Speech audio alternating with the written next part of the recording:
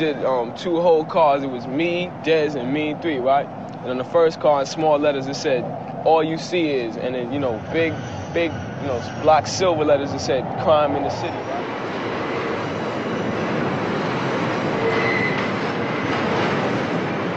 At the Grand Concourse 149th Street station in the Bronx, graffiti writers gather at what they call the writer's bench.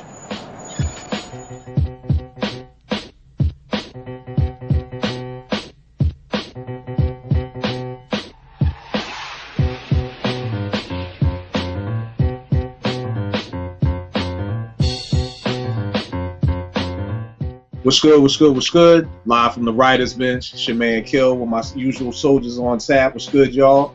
We got Esco, Beezo, Ev. You know what I mean? Vic ain't here today. You know, shout outs to Vic and everything like that. But we got everybody here. We got a good show tonight. We're gonna chop it up. Really about battle rap. You know what I'm saying? I'm not gonna front. I'm like the boy Ebro. 2 weeks ago, I ain't know nothing about this whole battle rap, smack DVD stuff, but I ain't gonna hold you. The Joe Budden versus Hollow joint got me interested. I never thought in my life I'd pay some pay-per-view money to see a battle rap competition, you know, but I did, you know what I'm saying? And we're gonna talk about how, you know, how that show went down and everything like that, but we wanna get back to what I feel like what cats our age grew up on, the battle rap we grew up on, the KRS's and the Shans and the Moe Dees and the LLs and the J's and the Nas, and chop it up and talk about, you know, what we felt was some of the best battles, the best songs, who won what battle and everything like that. And then Esco, our resident Smack DVD 2014 battle rap expert, is going to help school us on what this new school of battle looks like, how we got started, and where we at right now with that. So, first off, man, Busy B versus Kool Moe Dee back in '81, Harlem World. What did y'all feel about that battle? Yo, B, please, I see you hype, so why don't you got right? Yeah. Let me, because I mean, I think I'm the oldest one on here, 43, and I still remember back in the day, I had to be like 15, 16, maybe. And hearing cats like, you know, I go back, so my sister used to mess with Eddie F from Heavy D and the Boys. And, you know, I would hear, you know, hanging around him and just other cats in the hood, we were hearing all these stories. And I knew who Busy B was, you know what I'm saying? And Kool Moe Dee, a lot of cats didn't know, you know, the average cat did in the hood, but outside of New York area, probably people didn't know too much about either one of them. But Moe Dee was known as, yo, he was one of your first like lyricists along with Grandmaster Caz. Busy B was the party MC, still doing the whole back and forth with the crowd or whatever. You know, what's his zodiac sign? But I had heard about the battle, but I didn't hear it until like maybe a year or two later. I mean, it was before the internet, you know, mixtapes and all that. And my man Kasim's cousin Will Cat had the joint on tape, and my man called me like, yo, we gotta go to my cousin because we gotta hear this joint. So we walked for 35 minutes to the other side of the Vernon to hear this joint, and I was not disappointed. You know what I mean? Moe Dee destroyed that cat, in part because Busy B was still doing the crowd thing while Moe Dee was digging into Busy B. You know what I mean? And that, to me, there was other battles, you know, after that and around then, before then, this and that or whatever. Stuff I didn't even know about until years later, but that, to me, was the most legendary that started it all of the rap battles, man. Because, like I said, Moe Dee from Treacherous 3, he was known back then as being a dope lyricist, along with Grandmaster Caz, but he destroyed Busy B. I don't think Busy B's career was ever the same after that.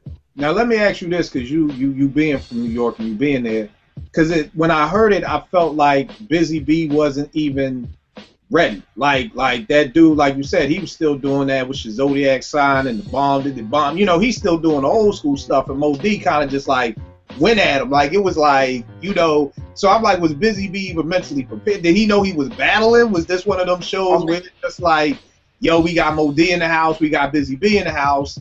Like it seemed like dude wasn't mentally there for that battle. I'm not going front act like I know all that, you know, that side of the history of it in terms of what Busy B was prepared for, but you know, I do think he should have known at least after the first verse. You know, if you hear the battle, you know, it shouldn't have taken Busy B long to realize, okay, I got to change up my style. But I think he realized, because he was never, you know, his thing, bomb did it, bomb with dang, that was his whole thing, and the zodiac sign. So even whether he was mentally prepared or not, he wasn't going to be prepared lyrically, because Moe Dee was the younger cat. He was in the Treacherous 3, and the Treacherous 3 was ill. All three of them cats was nice. But Moe Dee was known as being the nicest one out of all of them cats, yo. No, I mean, there's no question. You ask anybody around my age, especially a few years older than me, Busy Bee was like a Kid Capri type of DJ compared to the master of ceremonies. He was the dude who took the party jumping. He was the dude to interact with the crowd. Like the old school block parties, the cat that would keep the crowd going or whatever while the DJ was. Yeah, but he was never going. That's what I'm saying. It's like whether he was mentally prepared or not, it wouldn't have mattered really, man. Because he just wasn't. He couldn't do nothing with it. He couldn't do nothing with Moe Dee. I'm sorry. Yeah, what you think about that battle, bro? Man, honestly, I was like 10. I don't know it, big. I'm gonna sit down on this one because I know nothing about it. I actually never heard. I heard about it, but I never actually heard the actual battle. So I can't give no opinion either way. So it's got to be out there floating somewhere on the internet. It's out there. It's out there. It's out there. Esco, what you think about that battle, big? I know you younger than all of us, so you. What happened? I was still in the womb, man. He wasn't even born. All right, well, here's the joint everybody should be up on. Boogie Down Productions versus the Juice Crew, MC Shan. I never want to say the Juice Crew. Yeah, well, I say it wasn't the Juice Crew. It felt like it was strictly MC Shan. But I mean, for me personally, I think out of all the rap battles, I think this was my personal favorite one. It's probably the first one that I was of age to understand and to be there from the beginning, to be there from hearing the bridge to the South Bronx, to Kill That Noise, to The Bridge Is Over. I think that's why. And I was just, at that time, I was like the biggest KRS fan in the world. So it was like, being able to see your favorite MC, like, just go in. And I mean, The Bridge Is Over is like one of my, I don't have a top 5 in any order, but it's definitely one of the top, to me, battle raps of all time. I mean, Chris just went in. I loved it. It wasn't none of this 2000 subliminal diss where it's like, I'm going to diss the dude on the left with the camouflage hat with the gray shirt, but I ain't going to name no names. Or it was like, he's naming Shantae, he's naming Shan, he's naming Marley. So of course, BDP, repped on that. But Esco, what do you think about that battle? I think it's probably the beginning of all, like, real battles. Like you said, like, where actual MCs battle other MCs, where, like, the Busy Bee thing to me, that dude's a hype man. You can't expect him to go up against Moe Dee. That just ain't even a fair comparison. But this was actually two real crews that could battle. Right. What about you? You don't really see another battle like that, in my opinion.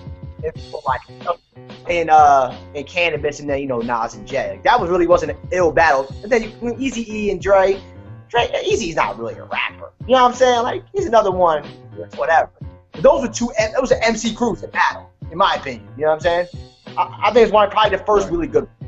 All right, what you say, Av? I feel bad for Shan, and I'm gonna say the reason why. Not just because of the battle, but because Chris just came at his neck for no reason. Like, it wasn't like Shan did anything to warrant Chris coming at his neck. He just came at his neck, pretty much for no reason. Because once I heard the story, I'm like, damn, Chris, really? That's why you did that? Like, you really killed this dude's career over nothing. You know what I mean? You just, over nothing. So I feel bad for Shan. I mean, I think, to me, it was definitely one of the all-time greatest battles. And I still, to this day, think KRS-One is probably one of the best battle MCs that I know. Just because he just, it's for him, I don't know if it started with Shan, but I think he has perfected that style of like, I got a certain technique I'm gonna give y'all on wax, and I got a certain technique I'm gonna give these cats when we going head to head on the stage, and there's 2 microphones and a DJ. So I think, like I said, it's just one of the best battles that I know of. I think it's one of some legendary joints, but I really feel bad for Shan after finding out like the story behind it, because Chris was wrong for that shit. He was wrong. He know he was wrong. All right, Beezo, what you say? Yeah, I'm laughing because Ev's right. I mean, I don't know if I saw the same interview. I've seen a few where Chris talked about it, and he tried to make issue out of with the line hip hop started out in the park. But he's like, Shan was just saying that's, you know, in Queensbridge, that's where they did it. He wasn't saying hip hop started in the Bronx, but Chris just took that, knowing that's not what he was saying, but they took it and ran with it. But at the same time, yo, if you, I don't know if it's the same interview, Ev, but in one of the interviews I seen talk about it, Chris talked about how, you know, coming up in the homeless shelters and all that shit, you know, that's, he would have to go in and go at cats. You know what I mean? He felt like he wasn't even the nicest at times in those environments, and it was, you know, some violent shit, you know, around him and whatnot in them homeless shelters. So, you know, it was almost like life or death with the battling. That's how you got respect in those situations. So I think his mindset, it just prepared him to be that type of MC. And another interview I saw Chris do, he said how he was like, the way he would battle with cats, he wouldn't just diss you, and that's why he went at these other cats, but not all the Juice Crew, but just Shan's people with Marley and whatnot. But he said that, yo, and it was a battle he said he had with Melly Mel that I didn't even know ever happened. But he was talking about, yo, he didn't just talk about Melly Mel, he talked about the nigga next to him, homeboy in the audience that looked like he had love for Melly Mel. Chris was just going at cats, so that's always been his MO.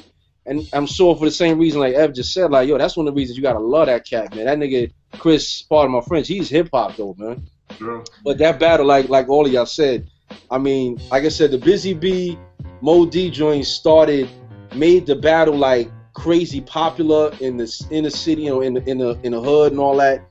But that battle, Chris and Shan, because people forget, and P Rock just posted some joint just yesterday about Shan and listen to all of his joints. Yo, Shan was killing hip hop. Marley was the nicest producer. Shan was one of the illest cats of Marley Scratch and all these. I mean, I can't even name Jane Stop This Crazy Thing. Yo, he had mad joints. He was killing it. Mr. Magic was in his corner, one of the hottest shows, hip hop shows, and probably in the country, definitely in New York at the time. So it's like for Chris to go at that dude, I mean, it was an ill strategic move. And then on top of all that, the video for The Bridge Is Over at Union Square. Yo, I don't know if how many cats seen that, but I remember talking about it, trying to get out there and go to the joint, and it just being so crowded, so many people. It seemed like a million-man march of people there to listen to this joint, The Bridge Is Over. I mean, Chris from day one has been legendary to me, yo. And now you said, I feel bad for Shan because he Ja ruled him. Like 50 did Ja ruled him. Yo. He eliminated Shan from the lexicon, hip hop with that one joint. And Shan tried to come back. You know, he tried to have his little joint, but it never ever matched The Bridge Is Over, son. And he couldn't. You know what I'm saying? He just couldn't. This is the man for that, man. I got so much stuff for Chris. So for the next joint, we got LL and Moe Dee. We got the How You Like Me Now. We got, which is one of my favorite joints ever, Jack the Ripper. I felt like Jack the Ripper was just, yo, I remember hearing that beat just being like, yo, this L. It was almost like you had two LLs. You had the Ladies Love L, and then you had the L when he got focused, because that Jack the Ripper was just went in. And then, you know, Moe Dee came back with the Let's Go when he had the whole, he tried to do the whole thing with the L's. And I thought, like that. Yeah, you a lover, whatever. I don't even know the words to it, but you know, what did y'all feel about that battle? Let's start with you, Al. I feel like. I'm sorry. You say? My bad. I said Al. My bad. Oh, me? Yeah. Okay. I feel like it reminds me of, you know, you got the one young dude fighting the old head on the block. I feel like Moe Dee was the old head on the block, and he was a legend back in his day. So he came to the battle like, I'm gonna crush this little young punk. And he went in there, and L was just hungry. And L had a nice L's. I don't know about now, but his style back then, he had a battle rap style. So, you know, his regular rhyme style was on some battle rap type shit. So I think when that, you know, when Moe Dee came and when they went head up, it just was like, yo, it was done before it started. I think L just really like crushed that dude, man. Just he did. Horribly crushed that dude. And not that Moe Dee ain't put up a fight, but it's like, you know, it's like a young dude fighting the old head. Like old head. I'm not talking about like you know 50s. I'm like old head, and a young teenage dude. and they going head up. Like, oh, he ain't gonna give what he got, but he ain't got a whole lot to give. You gotta love for the tank, man. Right. So that's my thing with that. But I think Moe Dee tried, but it just wasn't enough. It just wasn't though. Yo, it's funny because there's like two analogies that I would piggyback off what Ev said. One is like if you watch like some National Geographic shit with the lions, you know what I mean, and like the young boy lions go off, a crew of them go off, and they get their joints up, you know, they come back for the pride, and out of nowhere he'd been through mad battles, he got scars all over his body, but he too old to be dusting with these cats, man, and the young boy just put it on him, you know what I mean? Or in a fighting thing, it remind me when Larry Holmes fought Muhammad Ali. There's no question Muhammad Ali was the greatest, but Larry Holmes was just that dude at the time. Regardless of how nice Larry was, Muhammad Ali was too old to be fighting Larry Holmes in that jab, son. He couldn't do nothing with the cat. But like I said, I mean, I almost feel bad for Moe Dee, but Moe Dee had so much respect before then, you know what I'm saying, that it was like, yeah, it's just that time, Playboy. It's time to hang up the microphone and give it up to the young boy. Because like you said, yo, LL's whole style was so aggressive. Yeah. You know what I'm saying? That it was suited to be that type of battling. And let's not forget, to the break of dawn, he went after Ice-T. Right. Just go after Moe Dee. He went after multiple cats, but Moe Dee just caught it the worst. So, word up. What you think, Esco? I think that was the beginning of the end for Moe Dee. Really was. That was the beginning of the end. After that, he kind of never recovered. And LL became, like you said, the star and went on to do other albums, started doing movies and shows. And like I said, one dude went one way, and went the other way. And that's usually how it is, though, in hip-hop. Look at Ja Rule. Like you said, Ja Rule. Soon, that was the beginning of the end for him. 50 came, that was the beginning of the end. Sometimes a battle, you never recover from. Some dudes come back. Jay Knox was what it was. They moved on to bigger and better things. Not that one, though. That dude never recovered. You're right about that. The old head, it was what it was. Yeah. Right. All right, jumping to this joint, we're gonna jump over some other little battles, you know, shout them out later. So you got Common versus Cube, you know. Now me and Ev was talking about this earlier in the week, and I really want to see what Beezo think about this. But you know, of course, the history, Cube, hearing the whole Common used to love a joint, the whole thing about the West Coast, and he jumped at Com, and Com came back with the Bitchin' You joint. But the funny thing I was telling Ev is that I never liked that track. I never liked the beat for the Bitchin' You. Like, I love what Com lyrically assassinated Cube, but I never liked that track. But then the funny thing is Com was on Combat Jack last week, and I heard it, and the week before that, Pete was on, and they was talking about how much they loved the track, and Combat asked Com, yo, well, why'd you get at Pete? Because I always wondered that, because at the time, you know, Com was real big in the No ID, so I'm like, yo, where did Pete come from? And he was like, yo, I went to Premier, and Premier said, no, I'm not giving you no beat to this Cube, that's my man. Then he went to Pete. So it's almost like you go to Target first, Target don't got it, fuck it, I go to Walmart. You know what I'm saying? So again, no diss against Pete, but I just always wondered that. But what did y'all think? Because it really wasn't a battle, because to be honest with you, I don't even know if Cube came back with something, because at that point in time, nobody was even checking for Cube, you know, hip-hop wise. But, you know, what did y'all think about what Com did to Cube on that joint? Start with you, Beezo. It's funny because I'm sure I've said it here before. I've never been a huge Common fan. I was more, I messed with Common Sense, but I haven't bought a Common album since the joint that had I Used to Love Her on it. That was the last Common album I ever bought. But, and it goes back to, yo, it's perception gets, you know, the lines get blurred sometimes, man. People they judge a book by its cover, and you see Common in the, you know, the knit pants and the, you know, messing with Erykah Badu, and, you know, you think he's the flower child and all this and that, you know, and he had to get out the so-called gangster rapping. Truth be told, of like battle songs, not like, you know, standing in the arena, but like a song you make to dig into somebody like Jay's joint, The Ugly or whatever on Nas. Yo, the Bitchin' You might be the hardest I've ever heard, because it's like it came out of left field, like, oh shit, Common is going at Ice Cube. I mean, like, Ice Cube, like, damn, I wasn't prepared for that. And then the way he did it was so nasty, like, damn, he just called him a straight bitch on the title. So I had to give enough respect to Common for that joint, man. But like I said, it was weird though. It felt like it was just that one joint. Like they had some personal thing between them somewhere, and Common just got tired of it and shot back at him or whatever with a song. And Ice Cube, I think it was Mac 10 on an interview I heard once said that he even gave it up to Common for that and said like, yeah, he got at my man with that joint. Like them cats was even shocked. All right, bro. So Ab, what you think about the whole Com joint, the Bitchin' You joint? What you think about with Com and that joint? Very similar to probably some more Beezo was saying. Like, you know, I was surprised that Com came at Cube. That I was surprised that Cube didn't really, you know, he didn't really have it like that in that battle. And to me, you know, I gave Cube a lot of respect because to me, he single-handedly took on the whole NWA when he stepped off.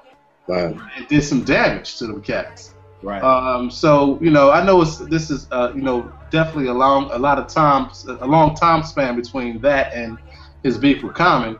But you know, Common came at his throat hard, really hard. Like you said, Kill, the beat was okay, but the lyrics was vicious. So yeah, definitely I give it to Com on that one. Yeah, to the point, you know, Mr. Farrakhan had to step in on that, you know what I mean, and squash the beef or whatever, you know. So, all right, Esco, what you think? What you think about that Bitchin' You joint? I ain't like the beat either. I ain't really like the beat, and I mean he killed him. Most of it was, but I ain't like the beat. All right, so let's go into the next battle. Little controversy because, you know, cats, different folks say different cats won or whatever like that. We going into the Jay versus Nas joint. The whole takeover. Nas hit him back with Ether. Jay came with Super Ugly. Beezo, who do you feel won that battle, the Jay and Nas joint? It's tough, man, but I think that Nas won, but like by the hairs of his chinny chin chin. Mm-hmm. And the two reasons I say that is, one, I think Nas needed that. You know what I mean? At that point in his career, man, because he was tailing off. He was going down that dark, ugly street, man, but a lot of MCs never come back from. And when Jay bought it to him and Prodigy, look what happened to the two of them. I mean, Prodigy ain't been the same since, and Nas kind of reclaimed his name. So for that, I give him credit. And also, I kind of do take a little bit away from Jay with the Super Ugly shit, because it just showed kind of a lot of what Nas, points that Nas hit on in Ether about Jay is insecurities. You know what I mean? That because the story is that, yo, he heard the joint when they dropped it on, I think Angie Martinez or Funk Flex, whoever it was, played it. And like, as he heard it on Hot 97, he ran to a session and did Super Ugly. And like the next day or that night, sent it to Flex or whoever it was, Angie Martinez. So that just showed you, to me at least, that Nas really touched the nerve on Jay with Ether joint. Super Ugly was just that. It was Super Ugly. It was crazy disrespectful with this, you know, the condoms on your baby seat. Cause it's like, dog, you bringing in my child into this shit. You know what I mean? That's a violation. You know what I mean? We can keep between me and you and shit like that, but to bring his seed into it, it just showed to me that Nas really, really touched the nerve with Jay on that joint. So I give it to Nas, but yeah, like I've always said, man, and some y'all think I'm crazy, but there's a lot of cats I know that agree that to me Jay is the nicest MC I ever heard. So for me to give it up to Nas in that battle that he won, that to me says that I really think Nas really did his damn thing in that Ether joint. He killed it. All right, what you think about that, Esco? I thought Nas won. We had a conversation about this before, and we always had a conversation like, I say it like this: Nas won the battle, Jay always won the war. You know, if you want to go back to a battle, that's fine. Nas did win that because he basically resurrected Nas' career. Like he was saying, Nas was going on that road of trying to be like Nostradamus. That album was pretty whack, and this resurrected his career. You know what I'm saying? It brought him right back. He came back to that street shit. Like, Stillmatic was the biggest thing for him because the last two albums are eh. And the funny part is, if you take out the Super Ugly, if Jay don't do the Super Ugly comeback, and you go off the Blueprint 2 joint that he did, when he's like, even if I lose, it's a win for me because a valuable lesson learned. That was such a dope comeback. You know what I mean? Like, if he would have just went off for that and never did the Super Ugly, I think he might have actually kind of draw out of it. I always felt that way. You know what I mean? But the Super Ugly was so corny and lame that like it automatically cost him the victory. You're like, it's almost like when Joe in the battle this weekend. If Joe doesn't hand the mic down and actually battle straight up, he might have walked away with a win. But he did some sucker shit. And I feel like that killed him from the same thing for Jay. It was like, I'm come on, kind of like your babysit. Like, all right, bro, you took a little too far, and people frowned on that. And almost like at that point they gave it to Nas. You know what I mean? And I think Nas's was better than you know what I mean, the Takeover. I thought it was a little bit better because he didn't just go in on Nas. He went in on other people too. Whereas Nas spent the whole ether just going in on him. So I kind of felt like Nas had more bars. And then like I said, the Super Ugly joint just killed it for him. That was pretty much the end of it. But I wish like he never did the Super Ugly for Jay's sake, because his joint on the Blueprint 2 was so dope. Like, is he Uchi Wally Wally? Is he One Mike? Is he Black Girl Lost? Shorty, owe you for ice. I've been real all my life. Like, that was such a dope comeback, and he just blew it doing the Super Ugly. Like you said, though, he panicked, ran to the studio, and pulled a sucker move, and he never really recovered from that. And Nas became resurrected, and that's what it was. You know what I mean? It's unfortunate for Jay. But just to double back on that LL Cannabis shit, I always felt like LL won. That's how I looked at it. Cannabis had his joint, and that's what it was. He had the Mike Tyson video, and it was all thorough. LL came back and crushed him, and then Cannabis fucked up because his album turned around and was a disaster, and it flopped. And LL went on to do bigger and better things, and that was pretty much like the blip on the radar of Cannabis' career. Second round knockout, he comes up with the Wyclef crew and all that. Second round knockout, album flops. Goodbye Cannabis. LL goes on to bigger and better things. You could walk into a restaurant, Kentucky, white people, and be like, you know who LL Cool J is? Yeah, that dude on fucking Law and Order LA or whatever. Yeah. You know what I mean? Cannabis. Then he turns around and does the Battle with Disaster a couple of years ago, which if his career wasn't over, it is now. You know what I mean? Like, I thought LL won that battle, man. I always said that. Like, and I thought LL's actual, like, his verse back, his song back was dope. It didn't get the radio play the second round knockouts did, because that was like Cannabis' single. That was just a throw. Like, LL just did some shit in the studio and took it to flex. You know what I'm saying? Like, I always thought LL won that battle in the long run, to be honest with you. Yo, Ev, so what do you think about the Jay Nas joint? I'm gonna give a little context before I go to Jay Nas. We off camera we had a little conversation about LL and a Cannabis battle, and that's just crazy. Fucking Cannabis, Cannabis slaughtered that dude, man. He slaughtered that dude. That's just my opinion. I feel like, you know, I didn't even know LL did another track after the Cannabis joint, because I feel like the Cannabis shit was just so nasty. But that's another conversation. As far as the Jay-Z and Nas joint, I feel like, man, and I'm not the biggest Jay-Z fan, because it's kind of like, you know, I can agree with Beezo saying, but I'm coming from a different perspective. I'm not the biggest Jay-Z fan. I do like him as an MC, and he, you know, I really like, he surprises me with some stuff that he does in a good way. But I feel like still Nas won, but Nas barely won. I feel like Jay's diss, the takeover. I think that was one of the dopest disses I've ever heard. You know, the live version, because it was like, one, the beat was already nasty. You go and sample the Doors. The beat was already nasty, and then you have the band, you have the Roots band, play the tracks of the people that you coming at. So it was not even a question of who you're talking about. It's like, yo, if there was a question, just listen to the beat. And I feel like, you know, what Jay said was very, you know, it was nasty. He only really gave, to me, kind of like a verse to Nas. He didn't even go that deep into Nas. A lot of it was that Prodigy.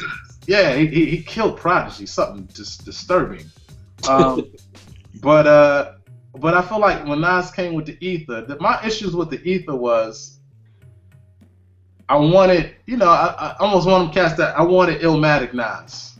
I wanted him to dig deep. And the ether, I remember I was talking to my neighbor about it, because the ether, it's a completely different rhyme style he came with. It was more spread out. And my neighbor was like, well, he wants people to really hear what he's saying.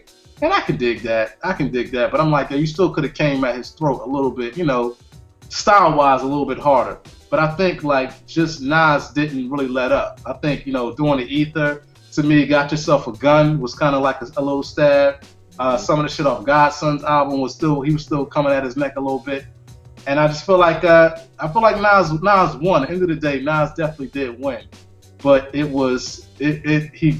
barely won. Yeah. And if anything, you know, like Esco said, it was, you know, Jay won the war because he did resurrect Nas' career. Like, Nas was on his way out. Nostradamus was whack.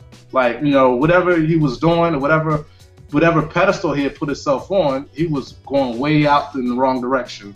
And I think that what Jay did was like a smack in the face, like, wake up, dude. You know, we still doing hip hop.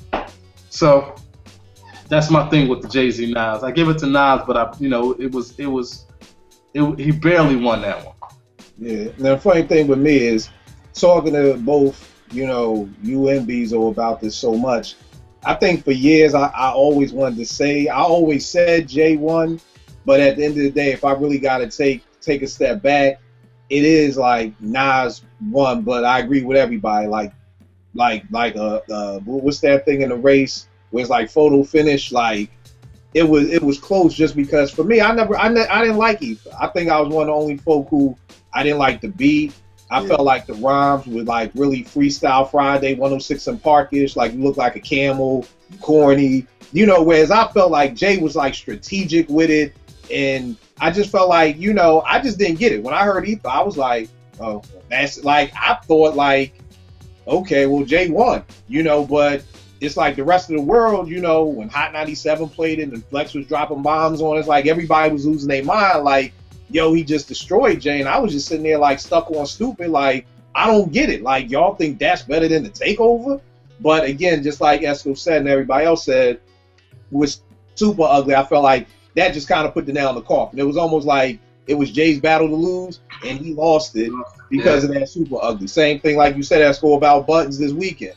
It was Joe. I mean, when Hollow was done at the end of his third verse, I was like, yo, Joe got this. Like, all Joe got to do is kind of like just dance around the ring, just, you know, not get knocked out, and you win. And it's like you put the mic down, that's the equivalent of getting that knockout. Like, you winning all the way on the judge's card up until the 12th round, and then you catch that L. So, for me, now looking back at it, I got to agree with Cash and say, you know, that Nas won the joint. But like you said, maybe Jay won the battle because he ended up signing Nas to his label. So, I mean, that's a clear victory. But I want to add one thing to it, because you said it too. I forgot to mention it myself. I never liked the Ether track either. I never saw what everybody loved the beat. I messed with the rhymes. I liked what Nas was saying because he got personal on Jay, and that's why I think Jay tried to get too personal with Nas, because I think he did when he said some shit like, you know, about girls calling him ugly when he was a child and shit like that. Right. I think that really did affect Jay. You know what I mean? That's what made him do that.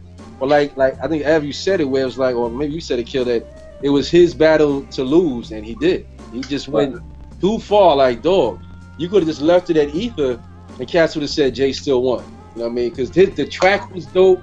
The way he, and like you said, it's funny. We talking about the Takeover started it, but the real reality of it is the cat he really got at the most was Prodigy. Because it was the line when he said, ask Nas, he don't want it from Hov. That's when people like, oh, at Summer Jam, like, yo, he just pulled Nas into this. It was all about Prodigy with the pictures of him with the, you know, the Michael Jackson joint and all that. But it's like, it just shows you Prodigy's pecking order in the game at that time. And it kind of pulled his skirt, so to speak.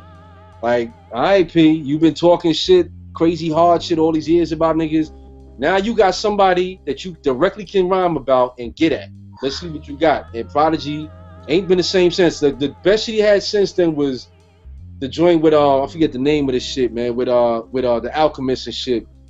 Yo, but that beat, I gotta give him that track though. That one track that the Mob came back with, the Burning. Yeah. Yeah, and it was funny shit is the chick in the joint. She was Morgan. Yeah. She you know, she was down with Murder Inc. at the time. Right. The story goes that Irv wouldn't let her go to the video. Like, he banned her, like, nah, if you go to the video, you dropped or whatever. I mean, like, threatened her off the label, like, we gonna just hold your shit and you won't never sign with nobody, you'll never come out if you go to the video. Because they was mad at her just for being on the hook on that shit. That's hip hop. Oh, that's crazy. That's hip hop. So let's do this. What we're gonna do is jump into the 2014, and I know it's a little bit before that too, so not to disrespect battle rap, is I'm just really getting up on it now, and that's why we got my man Esco sitting there with us tonight to kind of school us to the new schools. I gotta look at a piece of paper with the Murder Mooks, the Loaded Luxes, the Hollow Dons, all these all these battle rappers who, truth be told, like I said, before 2 weeks ago, when that man called me to talk about the button battle, I had no idea who any of these people were. Like, I've never watched the Smack DVD. The only battle I've probably seen like that in the past 14 years was the whole Cassidy Freeway thing, because, you know, that was the whole hoopla. You know, when I think Jay and everybody from Rock was on the radio on Hot 97, he was like, yo, I got the best spitters in the game. And I think Swiss called up like, yo, let's meet at the studio. And, you know, and by Cassidy being my man, it was like I definitely had to watch that. But outside of that battle, I've totally been out of it. So Esco, school us. When did this Smack DVD phenomenon, this whole MMA of battling, like, start getting popped off and everything? I gotta say, it's probably like the early 2000s, like, because Lux and, like, Mook, they're, like, my age. They're, like, 32, 33. So when they're, like, their late teens, early 20s, it started off, like, where, like, dudes in one side of the hood, like, you know, East Harlem, West Harlem, like, yo, my man's nice. Nah, my man's nice. All right, we'll meet. And then it started, you know, people could buy little handheld cameras. And it just started there, like, dudes filming it. And then, you know, dudes like Smack came along. It kind of turned into a little something more where he'd be like, yo, I'm going to put a couple stacks up. Bring your man, bring your man. They started bringing crews. And then you have to read dollars and stuff. Like, he's from Philly. That dude was nice, too. Reed Dollars was nice. And, you know, they bring them from different hoods. I mean, Reed Dollars then would drive. Like, there's a video that I told you my young boy put me on all this shit. Like, my mother, my girl's brother, my brother-in-law and shit, like, he's into this shit hard. So he put me on to a bunch of it. Like, Reed Dollars and them would drive up from Philly to, like, the Bronx, get out and park in the hood, like, and just step to these dudes right there. And they pull out their cameras, and then dudes would just battle. So it's kind of started there. And then Smack came along, and then Lux had blew up off of the first Murder Mook battle. Like, that's like a legend, like top 5 battles of all time. Lux Mook 1 is like the apex. Up until this battle this weekend when Murder Mook just murdered him, like, it was always like 1 and 2. Like, if you either love Mook or you love Lux. But anyways, long story short, it started with, like I said, Mook, then Lux had a league called, like, the Lions Den. He did his thing. They got that new King of the Dot league. There's one up in Canada. I can't remember her name. Anyways, dudes started starting little leagues, putting up money, doing little shows. People started coming out. It was built really with the internet really took it off, because the videos would be done, and then dudes would upload them to YouTube. And that's really what took off the league. Once you could start putting that shit on the internet, changed everything. Dudes started, everybody could see it from all over the place. And then it started to take off. And I think what happened was, it started taking when it got big. And you started having dudes like Diddy would show up, Styles would show up, Kiss would show up to the battle, Busta Rhymes would be at all. You see he was at the one this weekend. And it started turning into like a bigger deal. And gets more money. They start getting sponsors, and they have that one every summer now. The one that the one dude got knocked out last summer at it. I don't know. I forget what it was called. Ah, shit, I can't remember her name. Anyways, that was last summer. Anyways, long story short, like I said, they started getting sponsors to make it into like a real league. Now it never took off to that like whole mainstream yet, but I think Eminem's no dummy. He's seen it starting to build up, put his name on something, use that as a catalyst to also promote his album for Slaughterhouse. It was kind of like a smart look. Now, like I said before, I didn't really like the direction of the show, but I thought it really did like put a spotlight on like a whole genre of hip hop that goes unnoticed and like underappreciated, because most of these dudes are nice and they be from all over the place. Detroit, Chicago, St. Louis is big, New York is big. You got LA. I mean, those probably like the 5 like major cities, but like it's really growing. It's almost like been ignored. And most of these dudes, fuck that. 90% of these dudes are nicer than 90% of the dudes you hear on the radio. And they make 10 grand a show, 5 grand a show if they're lucky. I mean, you just hear like horror stories about these dudes showing up for like a stack. And the rhymes they prepare are 5-minute verses 3 times. So sometimes they're doing like basically writing 15 minutes of rhyme. That's like 4 songs worth of music, and you're talking straight up freestyle with no hooks, no beats. I mean, you gotta write about the dude. They be researching. I mean, these guys spend probably weeks to prepare for this one battle. It's just like underappreciated. I gotta give. I mean, it's like I said, I wasn't really into it until like the last year when I said my young boy started putting me onto it. So I said, watch this video. I would start watching battles, and I just like found like a new appreciation for what these guys do. I mean, they really research the other person. It reminds me of like watching like a football game or a basketball game when someone says, "Oh, I watch tape on." Like Peyton Manning's like, "I sit back and I watch tape for hours and hours preparing." Realistically, basically rap battle is the equivalent of that. These dudes watch tape on the dude, research the dude, write rhymes, prepare it, gotta have everything. When they come and show, like you see what the dude Daylight, how he comes in outfits, and he's a little extreme, but I mean it's like a real like it's a lot. It's a real league. Like it ain't no bullshit. But I think Slaughterhouse was a start, like to actually making it really mainstream and giving it a look. I know that like 106 and Park did the Freestyle Friday shit, but that was always whack. You couldn't curse. Like it was like 30 seconds. I just never really. I thought it was like a corny way to do it. But like the Slaughterhouse thing was dope because it put like basically 8 MCs who battle, who already kind of taking the battle game in the house together. And it, like, you know, the whole corny living together shit, I thought was kind of whack. But the battle part, you know, when you kind of like a competition where you get eliminated, move on to the next round. Like I told you before, though, Kill, like I thought it could have been better if they would have given the dudes more time to prepare. The battles were only like 90 seconds. And if you watch enough battle rap, you know, like dudes usually don't get rolling in their first round, especially until like halfway through the first round, which is usually like 5 minutes long. So when you cut dudes off at 90 seconds, it's almost like you're cutting them off before they get warmed up, and the battle's over. A worse off, they were like having a write on the day of, and they were just fucking up. You saw the? Did you watch the reality show? I don't know. I didn't get a chance to see like the whole behind the scenes in the house joint. Dude, if you watch it on demand, y'all watch it. Look for like Total Slaughter. It's on demand because I saw it. I mean, like out of all the battles, there was like 1, 2, 3, 4, 6. I say out of 6 battles, dudes choked on 4 of them. That's a high ratio. Because they were having to write that day and battle that night. And they just didn't have enough time to prepare. And I wish they would have given these dudes more time to prepare because it really would have made the show better. And give it like a lot of people who are first watching it for the first time are going to be like, oh, these dudes suck. They're not even ready. You know what I mean? Like, it just wasn't a good look. And then when you had the pay-per-view, the fucking pay-per-view didn't even work online. I just got my money back today. I got an email today that they refunded my $20. And they gave me a link to watch it for free. They're like, oh, here, you can watch it for free now anyway. That's a courtesy. So they gave me a link. It worked for you on cable, but I didn't have it for Verizon. They only gave it for Comcast. Right. So I'm missing all of it.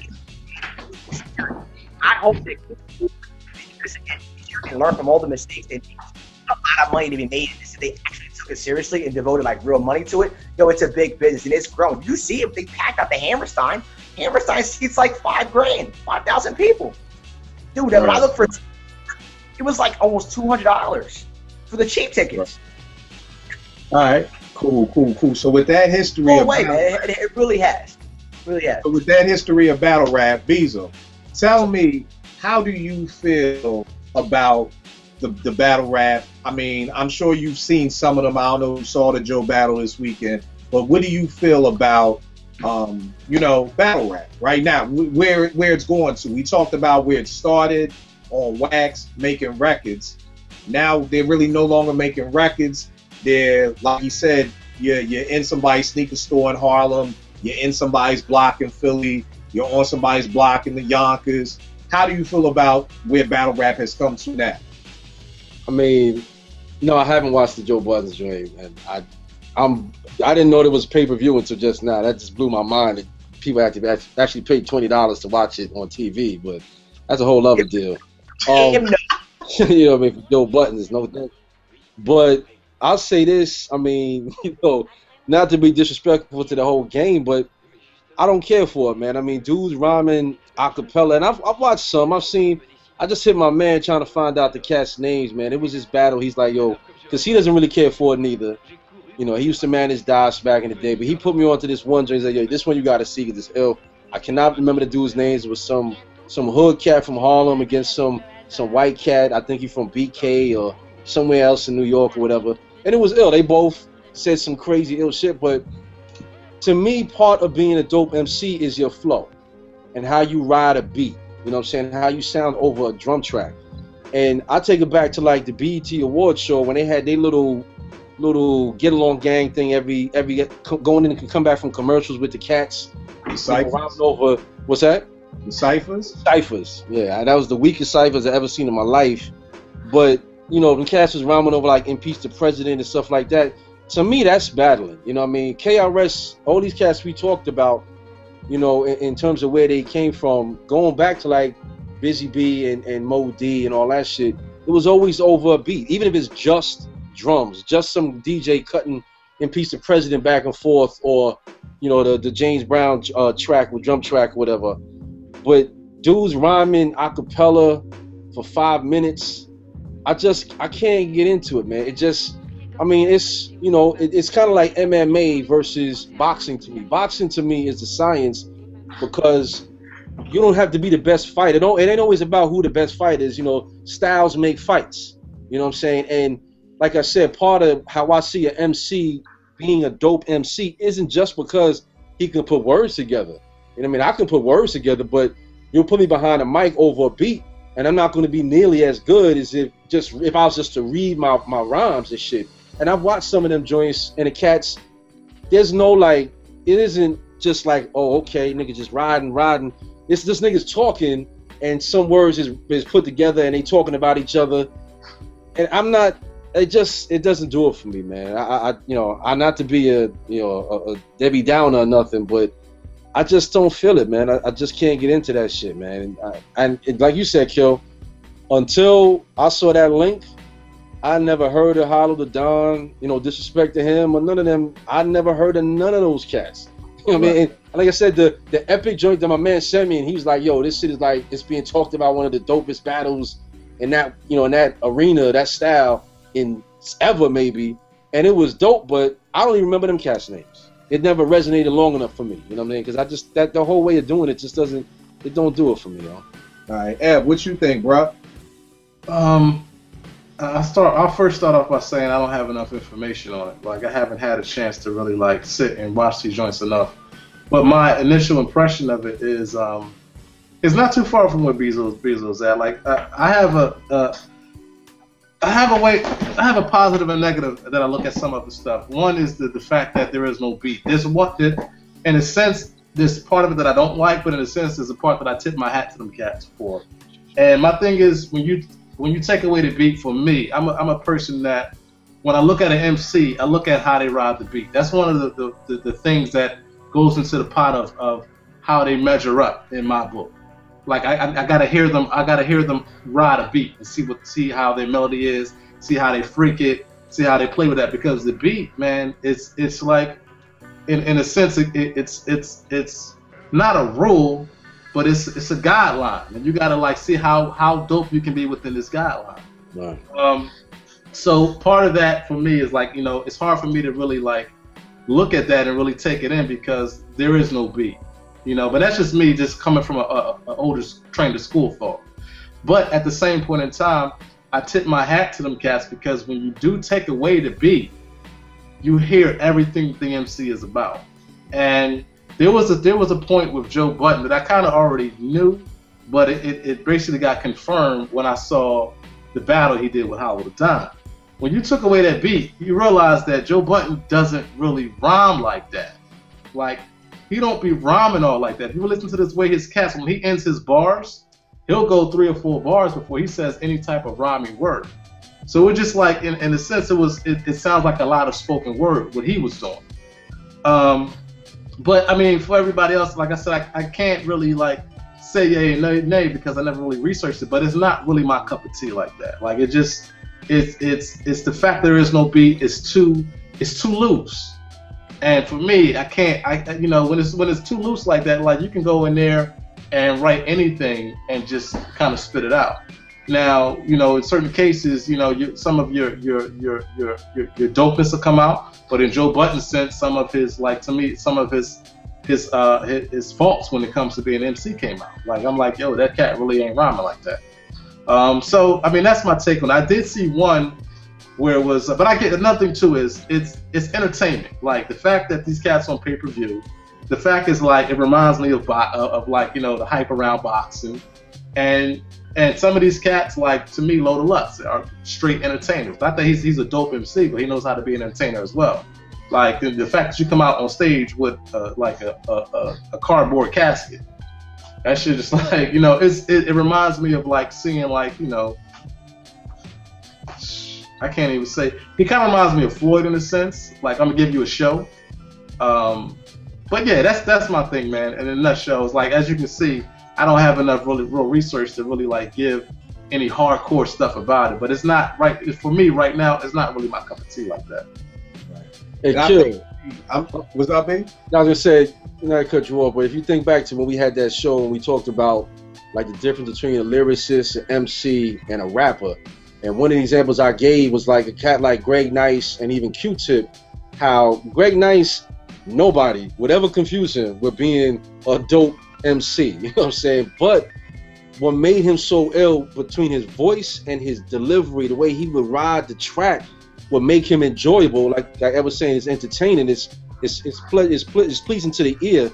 With Tip, that album, the Dragon and Abstract, I forget what song it is, but one of the joints, I think it's the joint We Taking Off, where there's a part where Tip is rhyming, and he's like, the beat has got some real hop to it, and Tip is just, and then going in the pocket, in and out that joint crazy, like riding a hi-hat over the track. That to me is a part of the craft of being a dope MC, that he picked the sound off of the beat, the bass line and the hi-hat, and rolled that shit for like 4 or 5 bars and said some ill shit at the same time. Yeah. Because, like Ed was saying with the battle joint, yeah, I'll give him some credit because, you know, there's no limitation. So, all right, let's see what you got. You can lay it all out on the table, but when you put the constraints, when you put those parameters on where you have to stay within this, like Esco was saying, like when it cut down their time, dudes didn't come out as good because they needed more time to get all of their point across, where it's like, yo, you got to get in, get out. You know what I mean? It's like, you don't want to say more than you need to say to make your point. You know what I mean? You want to just make your point and keep it moving.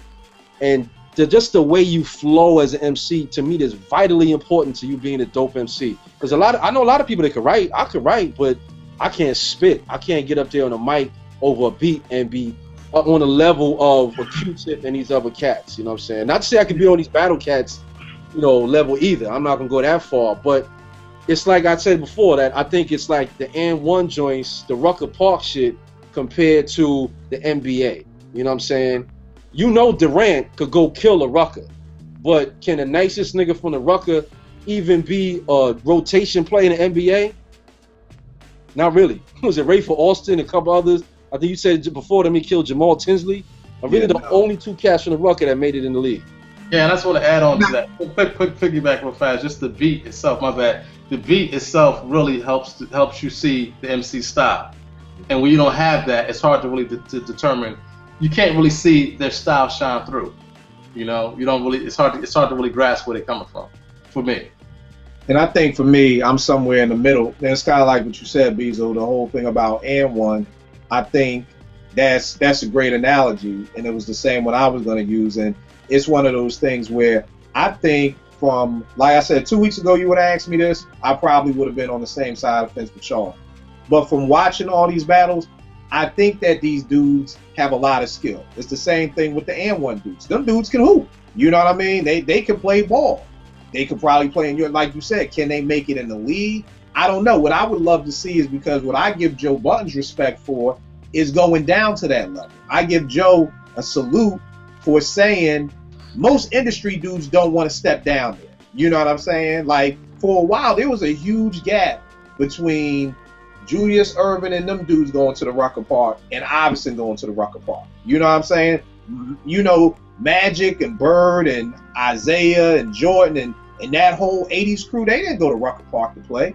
You know what I'm saying? Maybe in fear of being embarrassed or whatever like that. Rucker Park really started popping again when AI came out.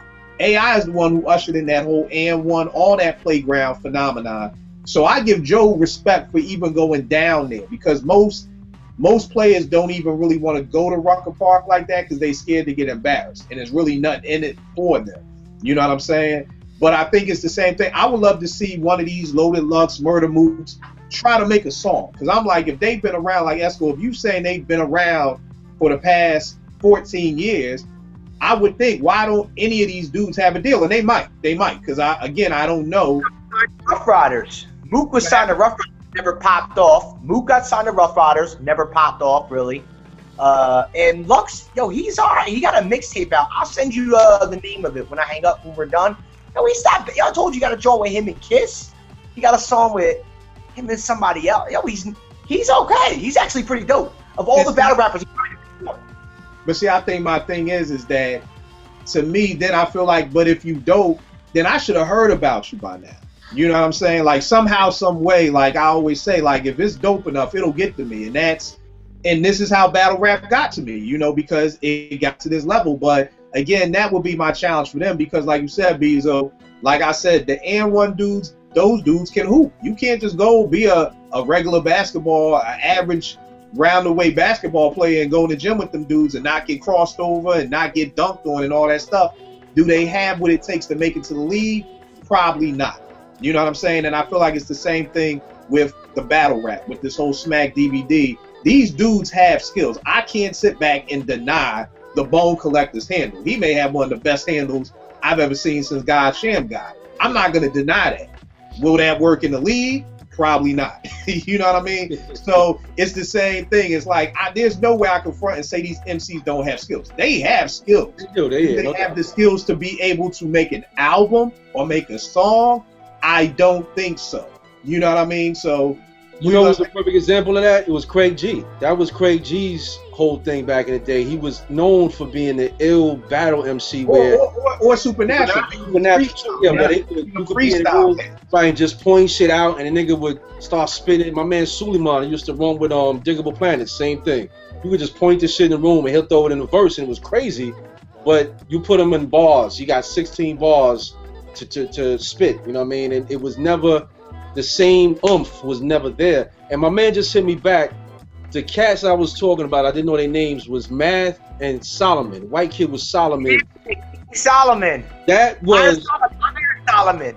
That was one of the illest battles, regardless of freestyle, whatever, or you know this vein, or just hip hop battles, because them two cats went in on each other. Yo, man, it was funny as hell. It was crazy. Yo, Mac Dollars is the boy that knocked out Sirius Jones at the last summer's joint. He knocked out Sirius Jones, and he's the one who just got knocked out by the dude Disaster like 2 weeks ago. See, that's what I mean. That's knocked out. Like knocked out, or like he lost the battle. Like knocked out. Mac Dollars years ago had a bit with some dude from Philly. No, I'm kidding you not. He was rhyming. Big fight broke out. That's the problem, dog. That's a problem. It's like, let's keep it on wax. Let's keep it right here, my nigga. Because I seen one that was on, it was on YouTube for a long time. The cats was rhyming, and one dude was spitting, and his hat like hit the nigga. He said, "Don't touch me." Next thing you know, a left hook came, and this nigga was off and run. It's like, you hear people in the background. Come on, man. Why niggas gotta be snuffing cats, man? Just take your L and keep it moving, dog. Come on, but man. But they be so close to each other that it's like, it was like literally spitting each other's faces. Yeah, to a certain extent, I feel some kind of way about you being so close to me. And then you talking shit about me personally. Right, girl. Some space, but I think that's the dope thing. I mean, I'm in between on both sides. I definitely respect it for what it is. It's the same thing with N1. Like I respect N1 for what it is. I'm never and like you said, there was a couple of dudes. I felt like AO from Philly from N1. He had the game that may have been able to take it to an NBA level. I know he had some tryouts with the Sixers. It didn't work out. I'm sure there's one or two of these dudes who I just seen something on Two Dope Boys with Lotus Lux going over a premiere beat. I ain't listened to it yet. So it may be one or two of these dudes who can do that. But at the end of the day, like I said, they have skills and they're making their money their way. You know what I mean? Now, I just hope they saving their money because, as you see, N1 ain't as popular as it was, 10 years ago. You know what I'm saying? So hopefully they're saving their money because 9 times out of 10, this is not going to become MMA fighting. It's funny you say that, kid, because that's my concern because, and we talked about this before, just the other day, how, a lot of cats, Biggie, Nas, Jay, fucking even Kane, Eminem came out of that underground battle scene. You know what I mean? So that used to be a viable avenue for MCs to come out and blow and do their thing. But it's like if cats is hell bent on spitting 5-minute bars and they're not ever trying to ascend to become a dope MC, on wax, then okay, yeah, you can shine in that arena. But like you just said, Kill, I mean, you got to be smart about it. How long is this fad going to last? Is it just a fad? Is it something that's dope for 5, maybe 10 years tops, and then where are they now type shit? You know what I'm saying?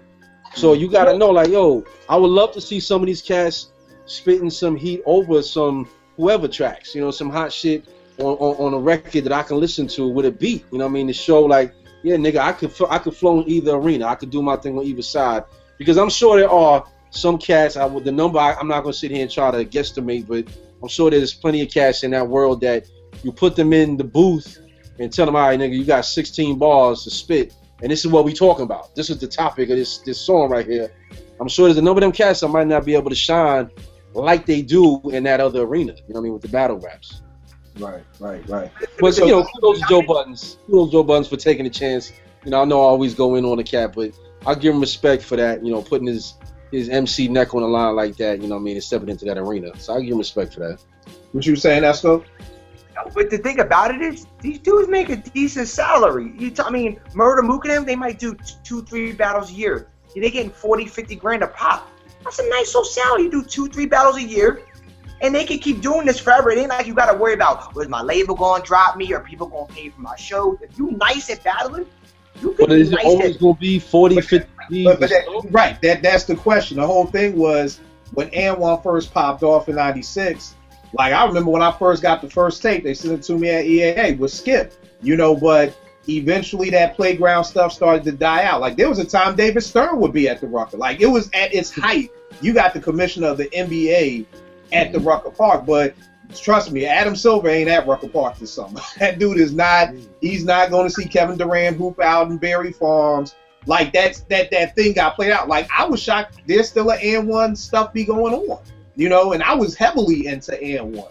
But again, that faded out. So again, not to say that these AND1 dudes don't make money, but are they making the money they made 10 years ago? Nah, because they're not selling out spots like they used to. So again, like you said, I'm sure Mook and all these dudes in the top ones probably can, but can some of these, you know, the B-listers and some of the C-lister battles still bring in that money? I don't know. I don't know if 10 years from now, Murder Mook can say I get 50 G's a battle. He may get 5 G's a battle or 10 G's a battle, but like I said, it's just understanding and being able to see long term to say, like, yo, I need to be saving my money. Like, I seen Hollow cruising around Queens in a Benz, and I'm like, all right, my G, like, you may want to put some of that Benz money back before you be back in whatever project you from the 40s or wherever. So that's all I'm saying. But yo, let me say this to end the show. Let me ask a question. We talked about where battle came from, where it is now. What is an iconic battle that you wish could have happened? Oh. What is the iconic battle for you that you wish it could happen? I'll give mine first. Kane and Rakim. I knew he was going to say that, man. At their height, because I remember it was all this hoopla about Kane was supposed to be dissing Rakim, and they said Rakim had a joint just waiting for Kane in case Kane ever put it out. And I think like Kane reached out and squashed it or whatever. But that is the battle that I would have loved to see. It's similar to Mayweather and Pacquiao. A lot of times we never get to see our heroes fight at you know, we get to see them when they're old. Like, we used to I'm a big wrestling dude. We always want to see Hulk Hogan fight Ric Flair. And it's like, I don't know if it ever did happen, but if it did, it like happened when they were old and fat. And, you know, they ain't the 4 horsemen no more. Junkyard Dog and Andre the Giant is dead. You know, so, you know, I wish that's the battle that I could have seen. Ev, what's the iconic battle you wish could have happened? Well, you said my one, so I'm gonna give my next one would be because my one was of course Kane and Rakim, but my next one I think would be Anybody and Slick Rick. Anybody. What about KRS versus Slick Rick? Whew, I wouldn't want to see that because that would hurt my feelings. That would hurt my feelings because somebody gonna get hurt. And I love both of them dudes. Woo! Yeah. All right, cool. Beezo, who you got? I mean, same thing. I was going to say Kane Rakim, but I'll give you another one that could have potentially happened, and it would have been crazy if it did, maybe even crazier than Kane Rakim, would have been G-Rap and Kane, because they was both down with Juice Crew. But I'll never forget, and I might have told this story when we were doing the Borough show or whatever, my man had a tape of an interview G-Rap had did overseas in the UK at the height, like when the symphony was popping off and all that, where I don't even know if it was an interview or if it was just somebody had recorded G-Rap talking, and he was going in on Kane about how he don't rock with the nigga, he don't fuck with Kane, yo, he down with but he just down with the crew, this and that, boom, boom, boom, and he don't like the cat. And, you know, and never, you know, obviously before the internet, so it didn't blow up, you know what I'm saying? But I remember hearing that shit. My man Kendall had the tape, and he let me hear this shit like, wow. So that's a battle that I would have loved, because on the symphony, everybody talks about Kane's put a chord in your ass because you played yourself. But for me, G-Rap destroyed the symphony. G-Rap set that whole joint up for Kane to beat Kane. Because G-Rap, when he said put out more lights in the fight than Con Edison. Now, people that ain't from New York don't know, Con Edison is like the, what is it, BG&E in Baltimore, whatever, the PSE&G in Jersey. They do the electricity for all of New York. You know what I'm saying? When he said he put out more lights than Con Edison, every nigga in New York was like, oh, shit. No, he did not. So that, to me, would have been almost as ill, if not iller than G-Rap, than Kane and Rakim would have been Kane and G-Rap. Just because they was on. Change mine real fast? What's that? I'm going to change mine real fast. Biggie and Jay-Z. Ooh, that's it. That's it right there. I think it would have happened if Big ain't passed. Would have lived. Yeah, I think they would have bumped heads eventually. Yeah, I would have loved it. Because the way Jay wanted to be on top, he would have had to came after Big, yo. Takeover might have had a verse with Big at some point, man. Right. It just had to be like that. All right, Esco, who you got? Yeah, it's funny that he said that, because that's what I was going to say. Oh, my bad. You jumped in and took your joint. My fault. You know, but I always regretted like Big just kind of rolling over and letting Pac just get in his ass every chance he got. You know what I mean? Like, I always wanted Big to really come out. I know he had some subliminals, I know, but I always wanted Big to come at him. You know, or even a Big Nas beef, because they was always, again, subliminals that kind of never happened. But like Big always wanted him to say something, and he just never did. You know what I mean? Like, he kind of let me down against Pac, because Pac just, he trashed him every chance he could, man. This dude just didn't fight back. I get why he didn't. I say the same. I'm glad you brought that up, because I'll always loved Big, but that really hurt me, man. Like, damn, my nigga, he going in on all New York with this shit, and he's coming at you, using you as, because you the king of New York, and you're not even saying nothing. I mean, I know there's probably some other back shit with the, you know, the guns and all that other stuff obviously was involved and stuff, but it hurt my heart that Big never even attempted, other than get it to Pac. He went more at Nas when he said the kick in the door joint or whatever than he ever went on at Pac, and I never understood that, man. I was always disappointed in Big for that. So real quick, Beezo, for my battle, I think Rakim would have took Kane. What do y'all think? Oh, God. Man. You know what? You know what? You want to think so, because Ra is just the lyrical. I mean, my man called himself a romantic warrior. That shit to me still resonates. You know what I mean? Like, every hood cat who thinks he could get shorties, that's what every hood cat should want to be, is a romantic warrior. And Ra said it, and it was nothing. You ain't take it as a weakness, but let's not forget, man, Kane, his whole style was. No. I got it. We all know Kane and we all know Ra, but to end the show, who do you got? Who do you got? Oh, of course I got Rakim. I mean, all right, Ev, who you got? Not say Rakim. Come back. Give me a minute. Give me a minute. He Googling lyrics. Okay, let's go. What you got? Over lines in your head, but you know, hey, Ev, you want to go over Rakim verse? The first verse, I ain't no joke. That's like the shit he says in that. Put your mind on pause, and that's some more to yours. That's some crazy battle, like what nigga type of rhymes right there. Word up. That's cool. Who you got? I would have picked Rakim, hands down. Rakim. All right. So, Ev, we back on you. Who you got, bro? All right. They battle on stage? Nigga, come on. Come on, man. Was this Vital who produced the track? Yo, because we're talking two different types of styles. Are they battling on stage? Yes, they're on stage. They're on stage. Fort Greene Park. I'm gonna say 1989. I'm gonna say if they live or with mics on and they hot, Woo. Kane. All right. Say Kane. If it's wax, right. I give it to Rakim. All right, Beezo, your joint was who? Your joint was G-Rap against Kane. Yeah. Who wins? I think G-Rap, man. I think G-Rap, because if nothing else, like I just said about, you know, what I heard the nigga G-Rap going in on Kane, he obviously did not like him. You know what I'm saying? Whereas Kane might have had to come up with some ill lines just to say about G-Rap. But if you really don't like a cat and you battling him and you writing as ill a lyricist as G-Rap is, I gotta think that G-Rap would have had some fire for that nigga's ass. Yeah, I'm with you on that. I got G-Rap. Ev, who you got? I got G-Rap on that too. Esco G-Rap? Yeah, me too. G-Rap's one of the most underrated. He is. All right, Ev, what's your joint? Biggie and Jay. Who you got winning it? I got Big. I got Big. Beezo, who you got?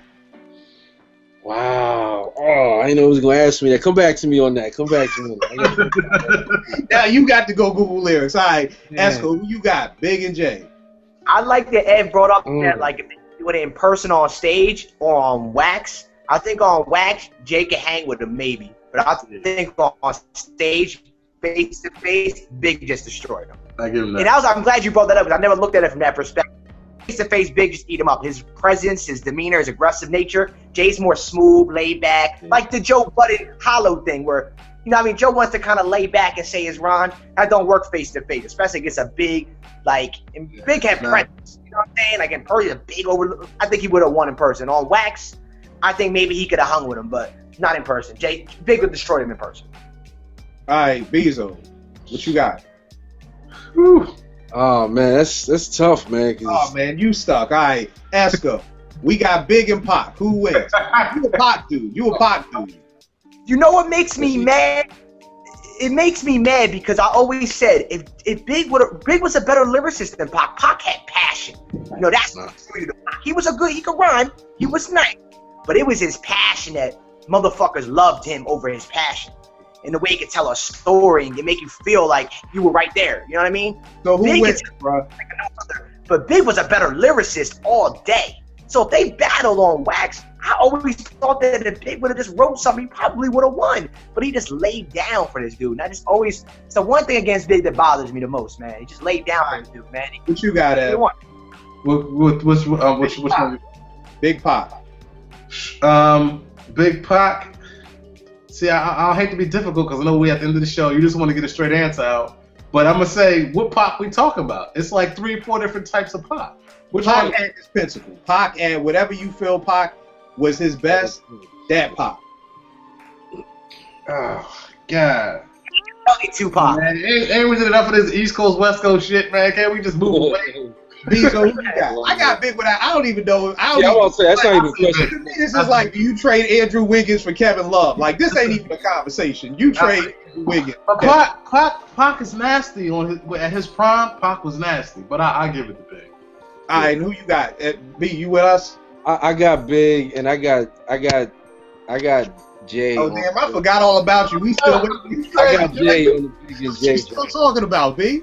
I got Big on the J. But I'll say this much though, in terms of the Big and Pac joint, all you gotta really think back to is that freestyle joint they had together back in the day when they were still boys, when they was both spitting or whatever. And to me, you could, like that's what I'm saying, you could hear Pac's passion coming through, but Big killed that joint, man. Big just ripped. It was Pac's passion that made it dope, but when they was spitting, Big killed it. So I think Big would have, just word for word, Big would have destroyed Pac, man. I'm sorry. Oh, yo, can I ask a quick question? Battle that you just ain't give a fuck about. Like the most, like why they even battling? Phife Dawg and Q-Tip. Oh, Q-Tip. Q-Tip, no. Yeah, Phife kind of did go at Q-Tip neck on that For that what? Balls. For what? Yeah. All right, yo, another dope episode live from the Writers Bench. Esco, good looking for hanging out, schooling us on the whole 2014 battle rap thing. Yo, real quick. I'm sorry, real quick. As quickly as possible, at least. I got a question for y'all, and I think we would all agree about my man's illness. KRS versus, like people used to say, Tiger Woods versus The Field. KRS versus The Field. You name the MC. How many MCs off the top of your head could you come up right now that you would say without question, oh yeah, they take KRS? No, I can't. I can't say Rakim, Kane, G-Rap could beat KRS in the battle. Yeah, I can't. I'm not gonna say he would win, but if I had to put my money on anybody, it's Rakim at his prime. Okay. If I had to put money on somebody, that's why I gotta put my money on. I can see that. I want that. KRS, man. Woo! Yeah. And there's another cat nobody brought up is my man Grand Poobah, man. Poobah quietly one of the nicest ever did it, man. Poobah was nice with the metaphors, man. Yeah, he was nice. He was nice.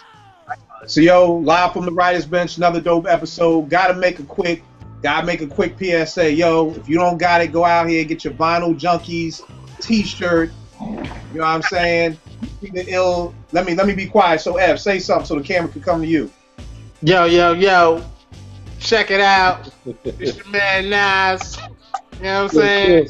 Show them the album. Jamal shit, you know what I'm saying?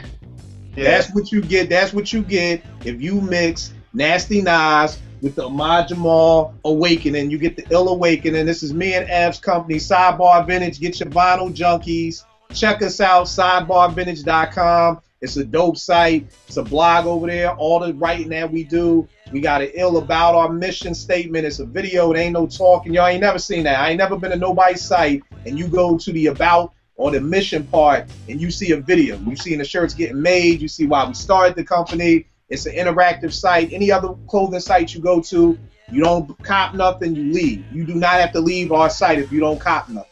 Come through anyway, check it out. But support, make it happen, sidebarvintage.com, man. Put some money in our pockets, y'all. We give y'all good shows every week. You know what I'm saying? We give you good mixes. Y'all know about me. You know I got mixes on tap from the best of everybody to the best of people you never even heard before. I'm sure, Beezo, you don't even need the best of Joe Budden. But just in case you wanted it, I got it. I got it for you on the site. I got it for you on the site, my G. I got it, okay? So come through. You got everything. You got marriage advice. You got mixtapes. You got record reviews. Everything. Cop a shirt. There you go. Sidebarvintage.com. Esco, good looking out again, my G, for coming through and holding us down. Beezo Ev, as always, live from the writer's bench. Check us out. YouTube.com/live from the bench. Leave some comments. Subscribe. Keep it locked. Live from the writer's bench. Hey. All right, man.